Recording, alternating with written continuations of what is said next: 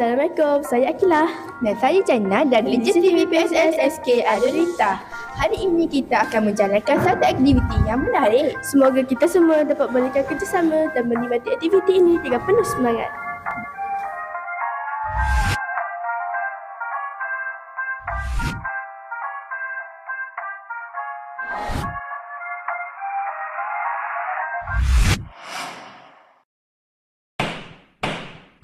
Anak pipit jangan tak dihirau, gusar esok ke sarang si rimau. Anak didik harusnya dirisau, gusar esok engkau yang dipisah. Dulu tunggu diturut balik, dulu diam sekarang celik. Dulu tahu waktu balik, dulu diam sekarang cerdik. Nak dilenturnya bulu biar dari rebungnya, telah pasti mereka kan terjaga akhlaknya. Nak dibentukkan tubuh bukan dari bentuknya, susun atur mereka sebelum kenal dunia. Harus main di tanah sebelum senja ke rumah, takut nanti tersalah bawa pulang masalah.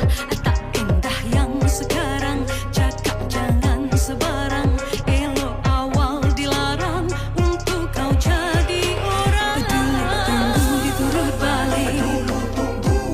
balik, dulu diam sekarang celik. Dulu tahu waktu balik, dulu diam sekarang cerdik.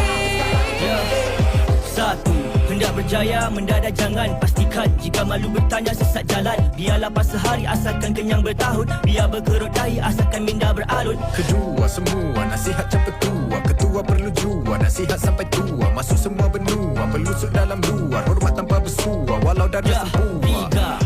Liga lain liga lain cara, ialah geliga dalam rasa media masa. Dahulu kena lidah badan kan binasa, sekarang kena mata jemari berbicara. Cara bicara yang keempat, semua telinga harus peka. Nenek moyang yang nasihat majoriti ramai leka. Terlena dibuai mimpi di dunia cereka, hanyut dihempas ombak tinggi kah lupa mereka. 5, usah dikira kanan kiri, cermin untuk diri. Kena hidup tiada siri, kena hidup tiada sisi. Bila hati mula hitam lupakan kisah silam, nilam usah disiram. Ku siram yang keenam biar mekar dalam hati. Ingati putus urat dan tenaga urat besi. Korbannya bukan calan, tak hilang dimakan hari. Bajakan jasa-jasa mereka dengan budi-budi. Pipit jangan tak dihirau, gusar esok ke sarang si rimau.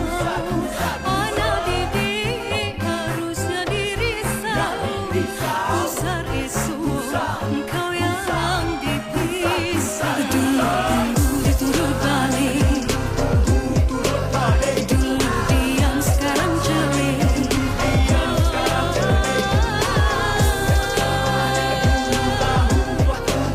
Dulu diam sekarang cerdik.